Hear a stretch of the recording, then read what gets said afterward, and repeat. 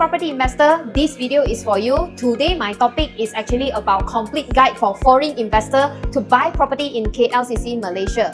And the content for this video, we will actually addressing some of the common concern for foreign investor considering property investment in KLCC Malaysia. Number 1. Who pay for the foreign consent fee? Foreign investor need to apply for foreign consent from the state authority which is required to complete the purchase process. The fees for this consent is usually borne by the buyers. The amount is different depending on the state.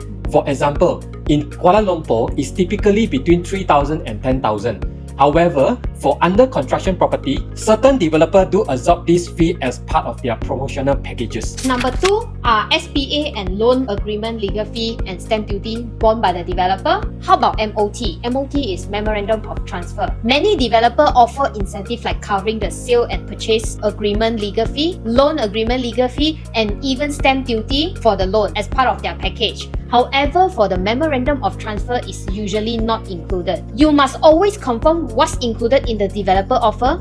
Not all fees may be waived. Always double check before you purchase a unit. Number 3. Real property gain tax for foreign investors. RBGT applies when you sell your property. For foreigner, the rate is 30% if you sold within 5 years, 10% after 5 years. This tax is applicable on the profit you make on top of the sales purchase agreement price. But keep in mind, deduction like renovation costs or legal fees can help reduce your taxable gains. Number 4. Do foreign investors need to report tax in Malaysia? Recently, I've come across many foreigner investors asking me this. So for property transaction, lawyer will handle the necessary tax filing, including RBGT submission. However, if you rent out your property, the rental income is taxable in Malaysia for foreigner. It's important to declare this income because for foreign investor, they must file a tax return in Malaysia to declare this income. Rental income can also be subject to allowable deduction, property maintenance costs, which can help you to lower your taxable amount.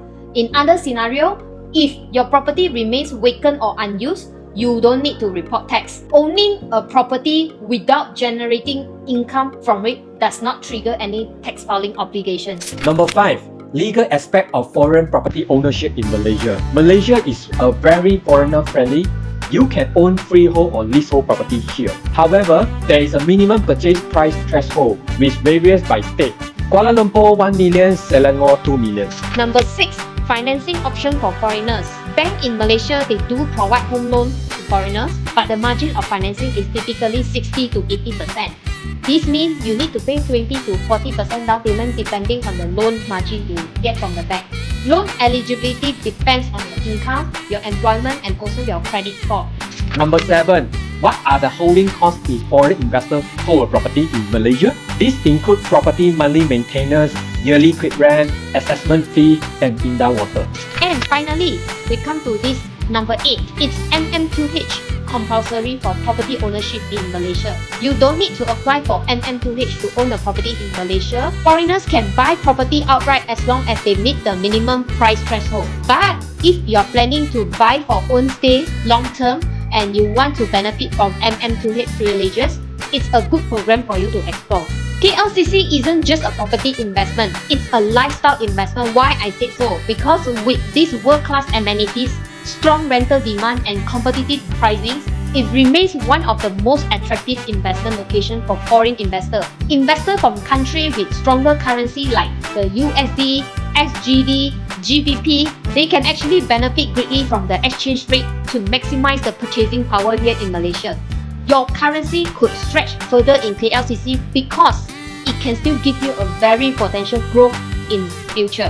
Remember, plan your exit strategy carefully to minimize RBGT, especially if you are considering selling the property within the first 5 years. Reach out to us for further experience personalized advice.